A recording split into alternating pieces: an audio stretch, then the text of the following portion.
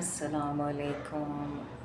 Nation جب ہم دیکھتے ہیں نا تو اگر انٹیلیجنٹ مرد ہوتے ہیں تو انٹیلیجنٹ عورتوں کو پروگریسو عورتوں کو پسند کرتے ہیں۔ تو we have different nation opposite nation, تو ان کو اپنے فکر ہے اپنے پیٹ کی۔ تو وی ہیو نیشن بھی اسی طرح کی ہے جو اپنے دماغ سے زیادہ اپنے پیٹ کا خیال رکھے۔ اگر آپ کا دماغ ہے تو یہ نہیں کہ آپ بھوکے مریں گے، لیکن آپ اپنے انٹلیکچوئل چیزوں کو اور ان لوگوں کو جو صرف کھانے پینے کا سوچتے ہیں ان کو ڈفرینشیٹ کریں گے۔ باہر یہی ہوتا ہے، اور ایک پروگریسو نیشن ہے۔ قرآن میں بھی ایک پروگریسو نیشن کو پسند کیا گیا ہے۔ پھر میں یہ دیکھتی ہوں کہ ہمارے ہاں جب پلانٹیشن کی باری آتی ہے، اچھے اچھے پڑھے لکھے لوگ گروپ میں کیکر کے اور نیم کے، اور وہ کیا آپ کو پھلدار درخت برے لگتے ہیں؟ This is a sub conscious mind of yours کہ آپ کو پھلدار لوگ برے لگتے ہیں، آپ کو اسپیس آکوپائنگ لوگ جو صرف آپ کو سایہ دے سکیں وہ اچھے لگتے ہیں، بٹ جو آپ کو سائے کے ساتھ پھل دے سکیں وہ آپ کو برے لگتے ہیں۔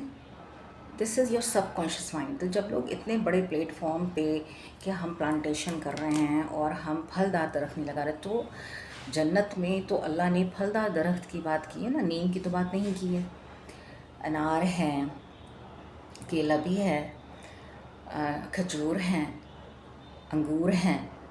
کیوں ان کی بات کی ہے کہ یہ ایک گچھے میں بہت سارے فروٹس دے دیتے ہیں، ٹھیک ہے، یہ گچھے میں دیتے ہیں فروٹس، اور ان کی نیوٹریشنس ویلیوز بہت زیادہ ہوتی ہے۔ تو اگر آپ انگور کی پڑھیں تو آسٹیوپوروسس میں انگور ہیں، اور تو ہم تو وہ پڑھتے ہی نہیں نا، دیکھتے ہی نہیں۔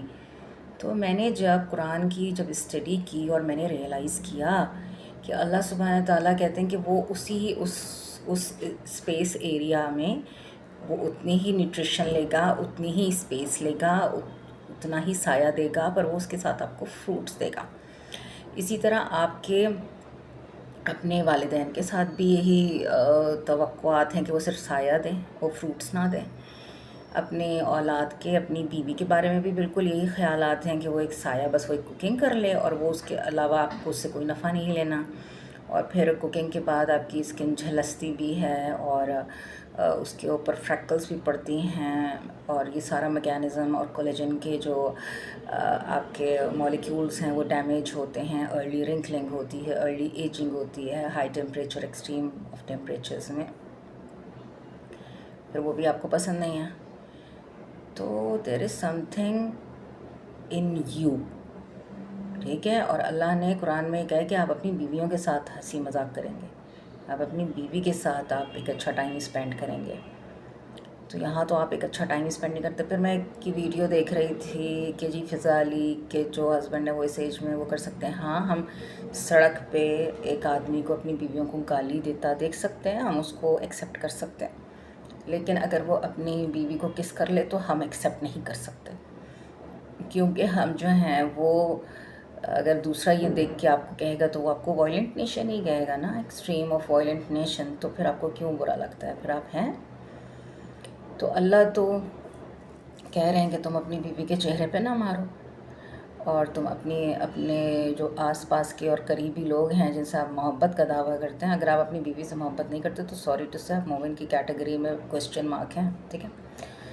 تو آپ ان چیزوں کو اگر ریئلائز نہیں کرتے تو یہ تو قرآن کے برعکس ہے، کیونکہ آپ نے قرآن سمجھ کے نہیں نا پڑھا۔